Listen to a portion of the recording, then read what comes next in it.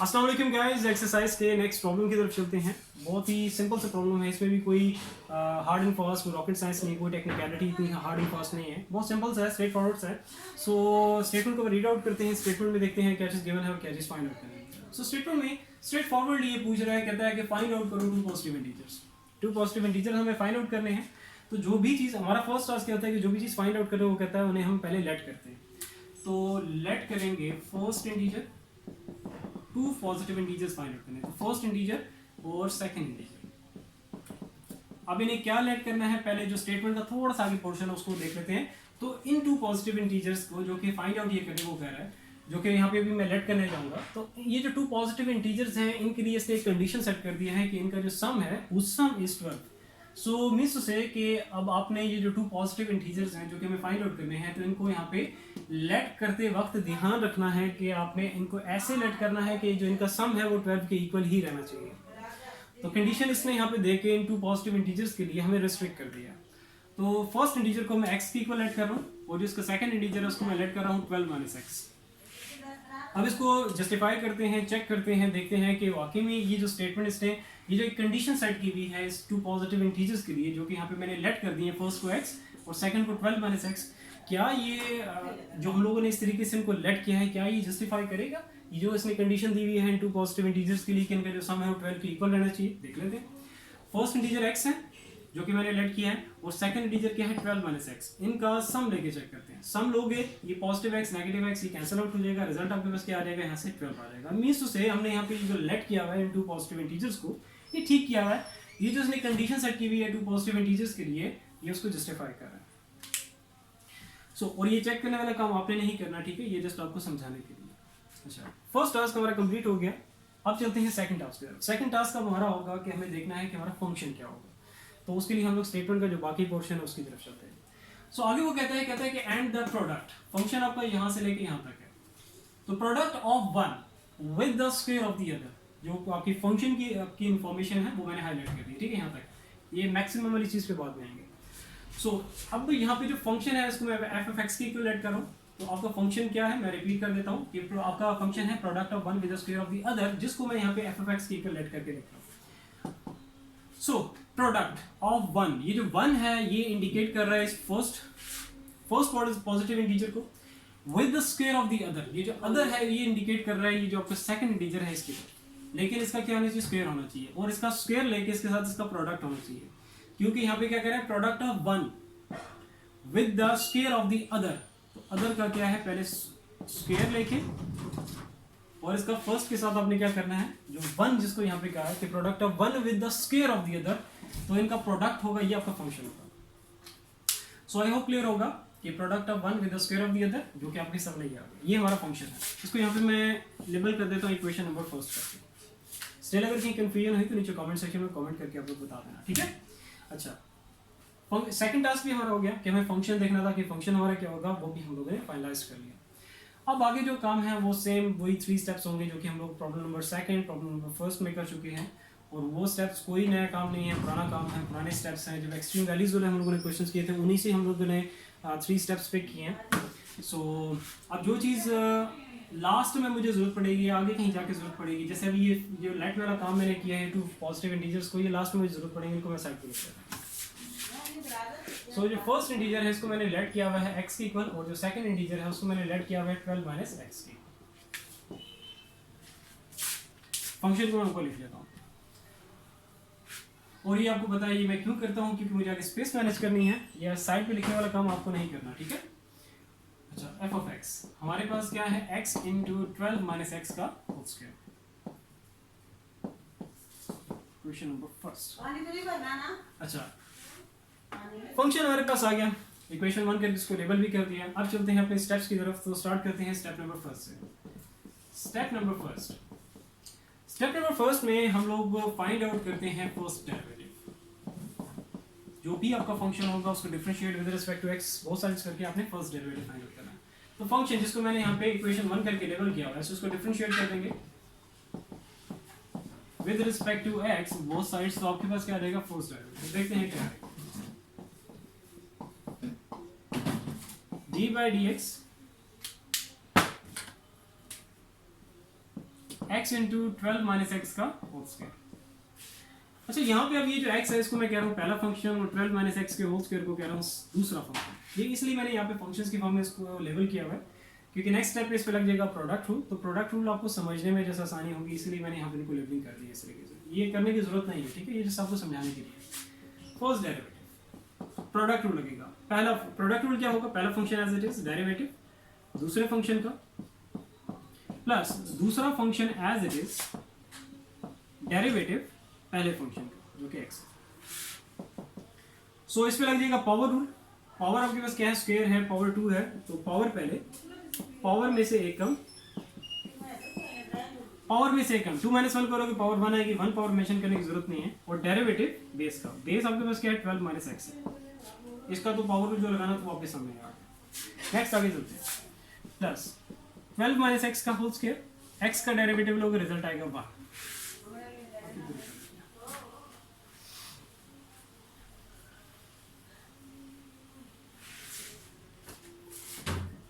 First derivative हम लोग find out कर रहे हैं।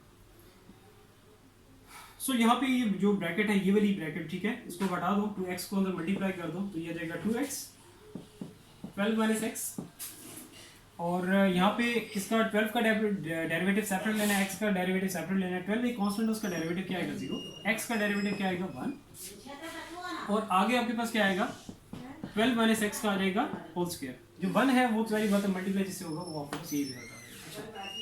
यहाँ पे क्या बचेगा आपके पास -1 यहाँ माइनस जो है उसको यहाँ पे ले आओ तो ये हो जाएगा -2x 12 माइनस एक्स। पहले नेगेटिव साइन को इधर ले आओ, उसके बाद आगे मल्टीप्लाई करना, ठीक है।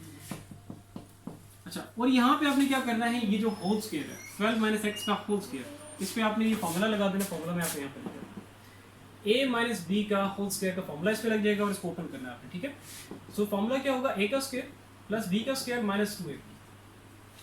यहाँ पे 12 को कह देते हैं a और x को कह देते हैं b। तो a माइनस बी के होल स्क्वायर फॉर्मूला मैंने आपके सामने लिख दिया, वही फॉर्मूला इस पे अप्लाई करके इसको ओपन कर ताकि फर्दर आगे सिंपलीफिकेशन करें।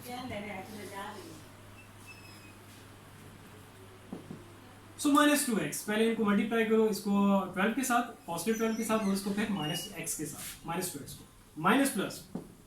जब भी मल्टीप्लिकेशन आप कर रहे हो ध्यान रखो सबसे पहले साइन डिसाइड कर लिया करो, साइंस को मल्टीप्लाई कर लिया करो कि साइन क्या है।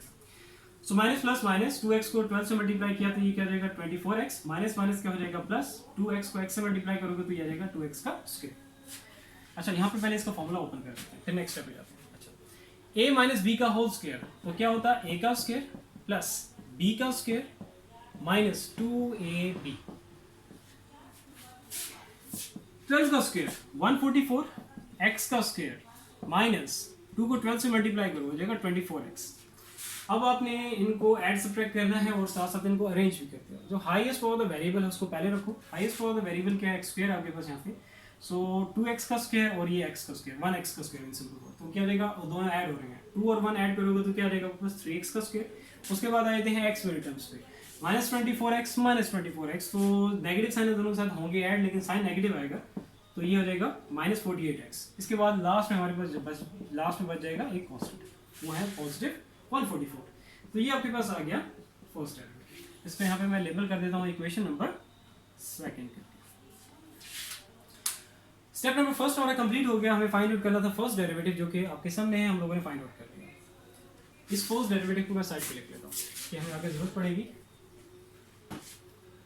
फर्स्ट डेरिवेटिव जो कि हमारे पास क्या है 3x का स्क्वायर माइनस 48x और प्लस 144। इसको यहाँ पे लेबल किया हुआ मैंने इक्वेशन नंबर 2 करके। अब चलते हैं स्टेप नंबर 2 की तरफ, जो कि हमारा होगा, हमें फाइंड आउट करनी है क्रिटिकल वैल्यूज। अब क्रिटिकल वैल्यूज की तरफ चलते हैं। स्टेप नंबर 2 फाइंड आउट करने हम जा रहे हैं critical values. Simple word x की वैल्यूज हम लोग फाइंड आउट करने जा रहे हैं। सो इसके लिए हम लोग क्या करेंगे, पुट कर देंगे फर्स्ट डेरिवेटिव को equals to 0। First derivative already हमारे सामने है, इक्वेशन 2 करके इसको लेबल किया हुआ है, अभी हम लोगों ने फाइंड आउट किया है। सो 3x का स्क्वायर माइनस 48x प्लस 144, इसको इक्वल टू 0 पुट करके यहाँ से हम क्या करेंगे, x की वैल्यूज फाइंड आउट करेंगे। x की वैल्यूज, ठीक है, एक वैल्यू नहीं होगी, अब 2 वैल्यूज आएंगे, क्योंकि आपके सामने यहाँ पे क्या है क्वाड्रेटिक इक्वेशन। और क्वाड्रेटिक इक्वेशन क्या होती है, जिसकी हाईएस्ट पावर ऑफ वेरिएबल क्या हो 2। तो वेरिएबल की जो पावर है, highest power of the variable जो वो आपको बता देती है इक्वेशन में, उसके रूट्स क्या आएंगे, रूट्स कितने आएंगे, और ये इन सिंपल वर्ड्स जो भी वेरिएबल है उस वेरिएबल की वैल्यूज कितनी होंगी। जैसे वेरिएबल यहाँ पे y है तो y के वैल्यूज कितनी आएंगी, रिजल्ट्स कितने आएंगे, 2 आएंगे, मींस 2 क्रिटिकल वैल्यूज आएंगे। अब यहाँ पे देखो ये जो आपको क्वाड्रेटिक इक्वेशन है, इसको सॉल्व करने के लिए, मींस यहाँ से x की वैल्यूज फाइंड आउट करने के लिए हमारे पास 3 टेक्निक्स हैं।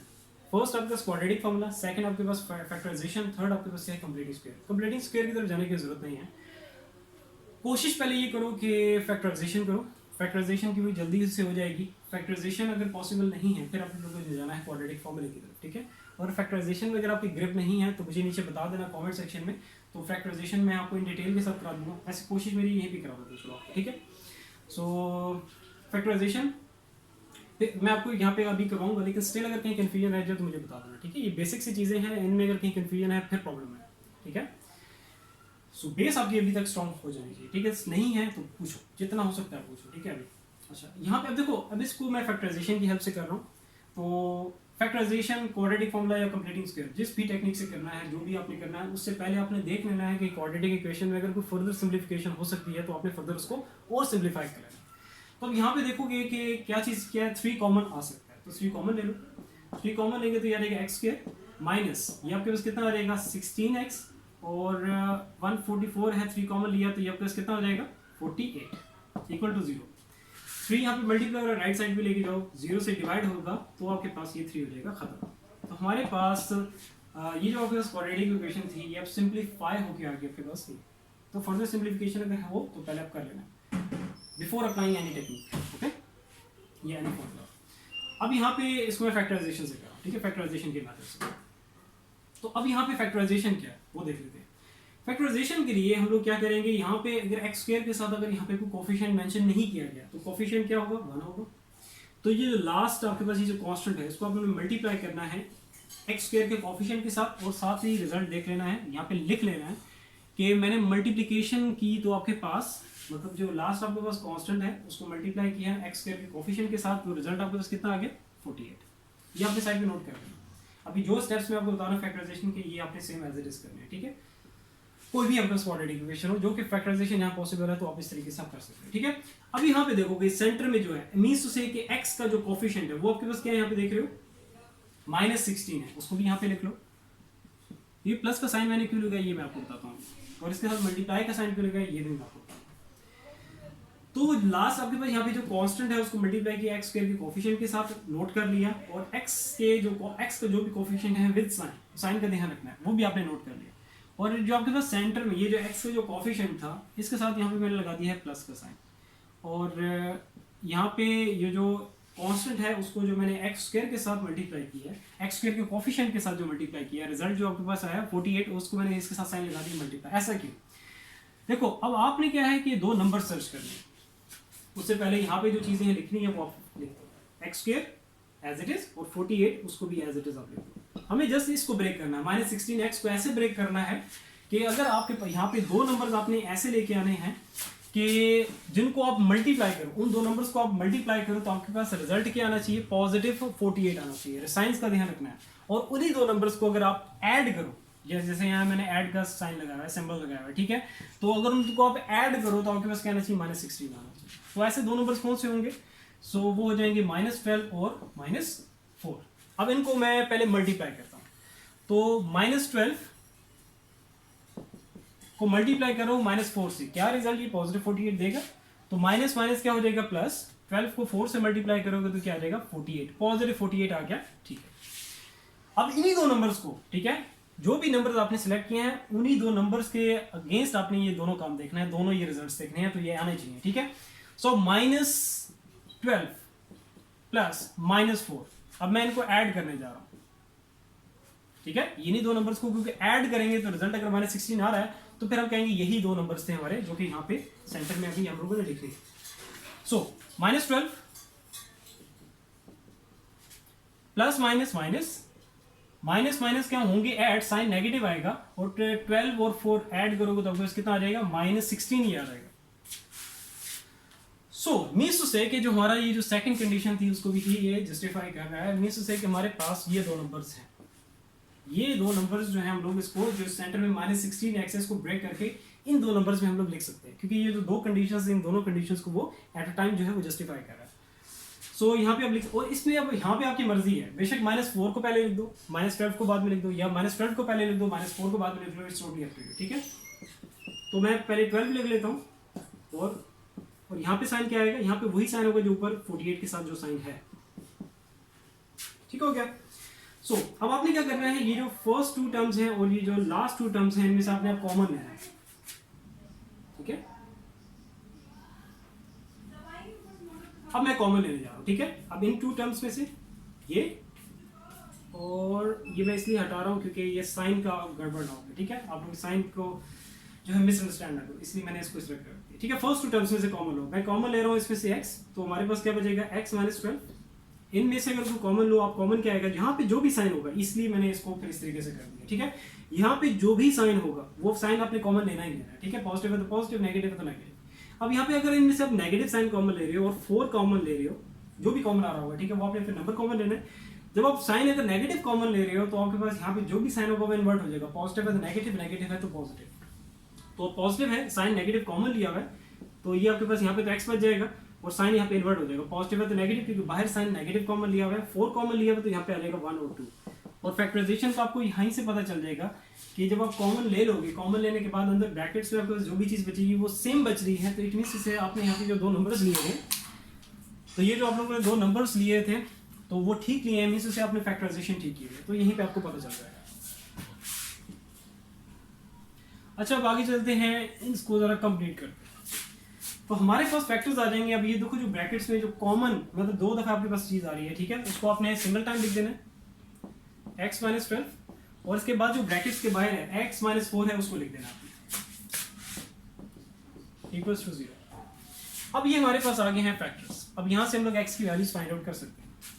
तो इसको आप सेपरेट करोगे, x - 12 को सेपरेट इक्वल टू 0 और x - 4 को सेपरेट इक्वल्स टू 0, और यहाँ से आप लोग x की वैल्यू फाइंड आउट कर लोगे। यहाँ पे नेगेटिव है, राइट साइड में जाएगा पॉजिटिव, ये इधर नेगेटिव है, राइट साइड में जाएगा पॉजिटिव। अब आपके पास यहाँ पे आ गई हैं 2 क्रिटिकल वैल्यूज। ये जो x की वैल्यूज होती हैं ये हमारी क्या होती है, क्रिटिकल वैल्यूज। अच्छा, ये फैक्टराइजेशन मैंने आपको मेरी तो जितना हो सकता है डिटेल के साथ मैंने करवा दी है, लेकिन स्टिल अगर कहीं कंफ्यूजन है किसी तरह के, नीचे कमेंट सेक्शन में कमेंट करके आप लोग पूछ सकते हो, ठीक है। बस अपनी बेस स्ट्रॉन्ग रखो। बेस में अगर बेसिक कॉन्सेप्ट्स में, बेसिक जो चीज़ें हैं इनमें अगर आपको प्रॉब्लम है तो देन वो आपके देन यू आप समझो कि ये एक बड़ी प्रॉब्लम है, ठीक है, छोटी प्रॉब्लम नहीं है। क्योंकि इस लेवल पे और इसके बाद जो हायर लेवल्स हैं आप लोगों को, ये जो बेसिक चीज़ें हैं ये चलती रहेंगी साथ साथ, तो ये भी से क्लियर करो, ठीक है। और पूछने से ना हिचकिचाना, ठीक है। ये ना सोचो कि यार इस लेवल पे आके हम लोग ये छोटी छोटी चीज़ें पूछेंगे, पूछो विदाउट एनी हेजिटेशन, ठीक है, बिल्कुल भाइयों की तरह। अच्छा, ये 2 हमारे पास आ गए क्रिटिकल वैल्यू। अभी तक हम लोगों ने प्रॉब्लम्स किया उसमें हमारे पास एक ही क्रिटिकल वैल्यू होती थी, उसके बाद जो क्रिटिकल वैल्यू होती थी उसके बाद हम लोग डायरेक्टली चले जाते थे टेस्टिंग स्टेप की तरफ। लेकिन अब यहाँ पे हमारे पास आ गई हैं 2 क्रिटिकल वैल्यू। तो अब यहाँ पे हमें देखना है कि जो हमारी according to the statement, according to the condition जो स्टेटमेंट में इसमें दी है, तो उसके लिहाज से हमें देखना है कि हमारा जो वैलिड क्रिटिकल वैल्यू है वो कौन सी है, क्या वो 12 है या 4 है, वो देख लेते हैं, ठीक है। तो वो वही लिखा रहा है, मैं इसको यहाँ पे कर देता हूँ, यहाँ पे कर लेते हैं। तो अभी मैं स्टेप नंबर 2 पे ही हूँ, स्टेप नंबर 3 पे नहीं गया, क्योंकि पहले हमें यहाँ पे ये चीज़ देखना है कि हमारी जो वैलिड क्रिटिकल वैल्यू है वो कौन सी है। तो आपने इसको ऐसे ही पुट करके चेक कर लेना। अब 12 है, पहले इसको कंसीडर करते हैं, ठीक है, x इक्वल्स टू 12। सो वो लाइन यहाँ पे मैं लगा देता हूँ इस तरीके से, x इक्वल्स टू 4, क्योंकि मुझे पता है यही आपकी इनवैलिड है, ठीक है। अब कैसे है वो देख लेते हैं। अच्छा देखो, इन 2 चीज़ों को आपने मिक्स अप नहीं करना। देखो, जब हमने कैलकुलेशंस किए हैं, क्रिटिकल वैल्यूज फाइंड आउट किए हैं अकॉर्डिंग टू द कैलकुलेशंस, आपका ये जो क्रिटिकल वैल्यूज हैं दोनों की दोनों वैलिड है।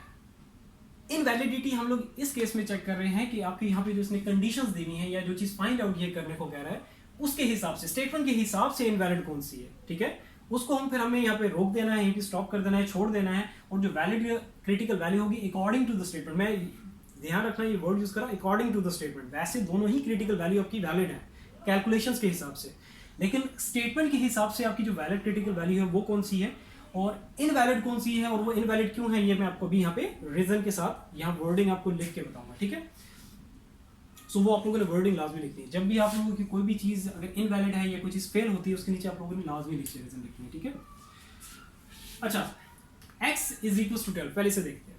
अब यहाँ पे इसको आप पुट करो, x पे पुट करोगे, ठीक है, क्योंकि ये भी x है तो आपका जो फर्स्ट इंटीजर है, क्योंकि ये और ये चीज़ ध्यान रखना, ये टू इंटीजर्स की बात कर रहा है तो टू पॉजिटिव इंटीजर्स की बात कर रहा है, सिर्फ इंटीजर्स नहीं कर सकते, ठीक है। सो अच्छा यहाँ पे अब देखो x इक्वल्स टू 12, x की वैल्यू को डायरेक्टली यूज करोगे तो फर्स्ट आपके पास इंटीजर आ जाएगा 12, ठीक है, इट्स ओके। 12 आपके पास क्या है, एक पॉजिटिव इंटीजर है, इट्स ओके फाइन। इस 12 की वैल्यू को आप सेकंड इंटीजर में पुट करो तो क्या हो जाएगा 12 माइनस 12, तो 12 माइनस 12 क्या होगा 0, और 0 आपके पास क्या है, एक न्यूट्रल इंटीजर है, वो पॉजिटिव इंटीजर भी नहीं है और नेगेटिव इंटीजर भी नहीं है। और यहाँ पे जो फाइंड आउट करने को कह रहा है वो क्या कह रहा है कि टू पॉजिटिव इंटीजर्स, तो पॉजिटिव इंटीजर हमें चाहिए, हमें कोई न्यूट्रल इंटीजर या कोई नेगेटिव इंटीजर नहीं चाहिए। तो स्टेटमेंट के हिसाब से हमारा ये जो क्रिटिकल वैल्यू है ये इनवैलिड हो जाती है। सो यहाँ पे आपने फिर नीचे लिखना है कि इन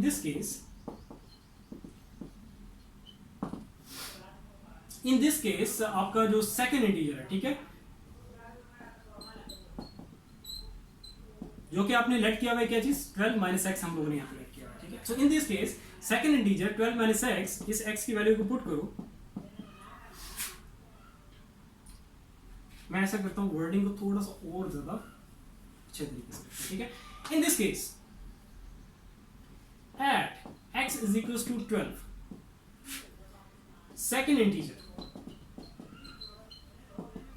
12 माइनस एक्स की इक्वलेंट किया हुआ है, तो इस x की वैल्यू को यहाँ पे पुट करो, 12 माइनस 12, रिजल्ट आपके पास आ गया 0। तो आप नीचे लिखोगे कि एज 0 इज न्यूट्रल इंटीजर, या इसको लिख दो कि 0 is not a positive integer, not a positive integer. So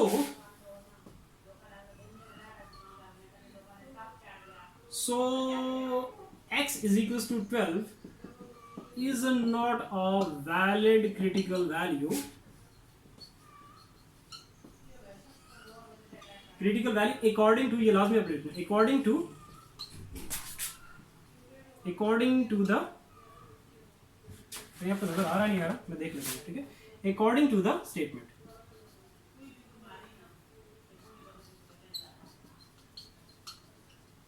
ये आप लोगों के लिए लाजमी है कि अकॉर्डिंग टू द स्टेटमेंट, ठीक है। मैं जस्ट चेक कर लेता हूँ, हाँ ठीक है, इट्स ओके,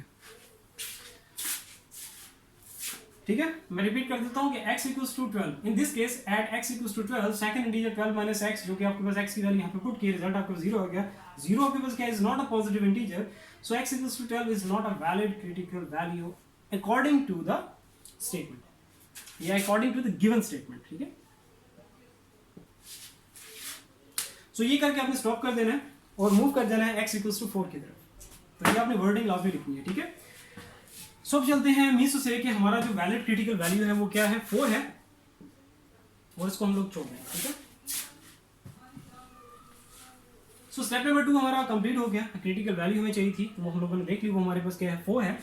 और अब चलते हैं, ये स्टेप नंबर 2 हमारा कंप्लीट हो गया, अब चलते हैं स्टेप नंबर 3 की तरफ, जो कि हमारा है टेस्टिंग वाला स्टेप।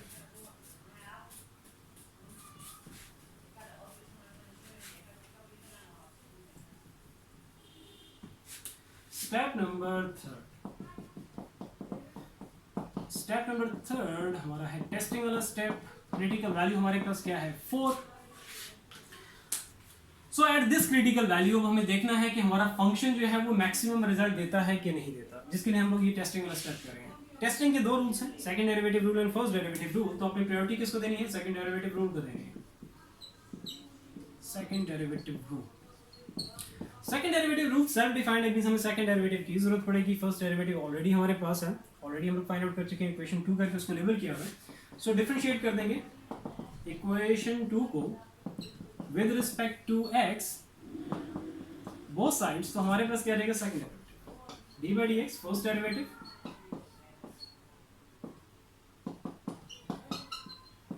थ्री एक्स का square minus 48x plus 144, second derivative देखते हैं क्या होगा। अब 3x स्क्वायर का सेपरेट डेरिवेटिव लो, माइनस 48x का सेपरेट लो, एंड प्लस 144 का सेपरेट डेरिवेटिव। सो 3x स्क्वायर, 3 कोफिशिएंट है बाहर रखो, डेरिवेटिव किसका ले लेंगे x स्क्वायर का, माइनस 48 बाहर रखो, डेरिवेटिव किसका ले लोगे x का, और कांस्टेंट है लास्ट में 144, तो इसका डेरिवेटिव क्या हो जाएगा 0 हो जाएगा। 3x स्क्वायर का डेरिवेटिव लिए क्या आ जाएगा 2x, माइनस 48 x का डेरिवेटिव लिया क्या आ जाएगा 1, और 144 कांस्टेंट उसका डेरिवेटिव क्या हो जाएगा 0। सो इसको मल्टीप्लाई करो, 3 को 2 से मल्टीप्लाई किया रहेगा 6x और -48। तो ये हमारे पास आ गया सेकंड डेरिवेटिव। इसको यहाँ पे मैं लेबल कर देता हूँ इक्वेशन नंबर 3 का। अच्छा, अब ये क्रिटिकल वैल्यू है, इसको क्या कर रहा है इक्वेशन 3 में, या कह सकते हैं सेकंड डेरिवेटिव हम लोगों ने फाइंड आउट किया, इसमें पुट करना है और देखना है कि सेकंड डेरिवेटिव का रिजल्ट क्या है एट दिस क्रिटिकल वैल्यू, जो कि क्या आना चाहिए, मैक्सिमम होना चाहिए। सो मैक्सिमम के लिए आपका जो सेकंड डेरिवेटिव का रिजल्ट है एट दिस क्रिटिकल वैल्यू क्या आना चाहिए, नेगेटिव आना चाहिए। सो पुट करते हैं x = 4 in equation number 3, second derivative जहां जहां पे x है वहां पे आपने 4 पुट कर देना। सो 6 4 -48, ठीक है, यहाँ भी x था, यहाँ 4 पुट किया और इसको सिंप्लीफाई कर लो, तो 6 को 4 से मल्टीप्लाई करो क्या रहेगा 24 -48। सो पॉजिटिव 24 -48 आपके पास क्या रहेगा, रिजल्ट क्या रहेगा -24। सो ये आपके पास आ गया सेकंड डेरिवेटिव का रिजल्ट एट क्रिटिकल वैल्यू 4। सो अब यहाँ पे हम नीचे लिख सकते हैं कि देखो आपके पास जो रिजल्ट आया है सेकंड डेरिवेटिव का एट क्रिटिकल वैल्यू 4, वो क्या है, नेगेटिव -24 है। तो आप यहाँ पे लिखोगे कि आपका सेकंड डेरिवेटिव का रिजल्ट एट क्रिटिकल वैल्यू 4 आपके पास क्या है, <0 है, क्योंकि साइन आपके पास क्या है, नेगेटिव, जो कि आना चाहिए था, क्योंकि स्टेटमेंट में इसने कहा था कि आपका मैक्सिमम आएगा एट दिस क्रिटिकल वैल्यू, जो कि हम लोगों ने फाइंड आउट किया। So at this critical value second derivative का रिजल्ट आपके पास आ गया नेगेटिव। तो वर्डिंग में अब यहाँ पे हम क्या लिखेंगे, वर्डिंग आप लोग लास्ट में लिखा करो, ठीक है। सो अब यहाँ पे हम लिखेंगे कि thus f of x, जो कि आपका क्या था, जिसको हमने लेट किया था किसकी जगह पे, कि फंक्शन हमारे क्या था कि product of one with the square of the other, जो आपके सामने ये लिखा है। सो ये आपके पास जो फंक्शन है gives the maximum value eight critical value आपके पास क्या है 4। सो ये चीज हमें मेक श्योर करनी थी, वो हम लोगों ने कर ली। सो अब हम लोग चलते हैं कि जो हमारा लास्ट जो काम रह गया वो क्या, कि हमें जो 2 पॉजिटिव इंटीजर्स जो कि फाइंड आउट करने थे, जिनको हमने लेट किया था स्टार्ट में, फर्स्ट को x और सेकंड को 12 - x। सो इस x की वैल्यू को यूज करते हुए जो क्रिटिकल वैल्यू है, जो कि हमारी वैलिड क्रिटिकल वैल्यू थी अकॉर्डिंग टू द स्टेटमेंट, इसको यूज करते हुए हम लोगों ने अब इन 2 पॉजिटिव इंटीजर्स की वैल्यू को फाइंड आउट करते हैं। सो यही नीचे कर लेते हैं। सो फर्स्ट इंटीजर को हमने x लेट किया था और x की वैल्यू डायरेक्टली आप इसको यूज करोगे तो आपके पास आ जाएगा 4। ये आपके पास क्या आ गया, फर्स्ट पॉजिटिव इंटीजर, और सेकंड पॉजिटिव इंटीजर वो क्या आएगा, वो देख लेते हैं।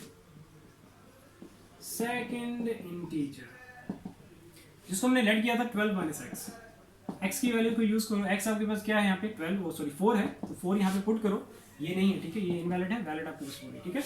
सो 12 - 4, तो 12 - 4 करोगे आपके पास रिजल्ट आ जाएगा 8। ये आपके पास ये फर्स्ट आपके पास पॉजिटिव इंटीजर आ गया और ये आपके पास 8 आ गया सेकंड पॉजिटिव इंटीजर। तो ये हमारे पास आ गया finalised result. So I hope clear होगा। स्टिल अगर कहीं भी कंफ्यूजन है किसी भी तरह की तो नीचे कमेंट सेक्शन में कमेंट करके आप लोग पूछ सकते हो। ये थोड़ा सा लेंथी इस वजह से हो गया था क्योंकि यहाँ पे 2 क्रिटिकल वैल्यूज आपके पास आ गई थी, एक क्वाड्रेटिक इक्वेशन आ गई थी कि फर्स्ट डेरिवेटिव हम लोगों ने फाइंड आउट किया था कि हमारे पास क्वाड्रेटिक इक्वेशन थी, तो वहाँ से रूट्स निकालना मैं आपके सामने।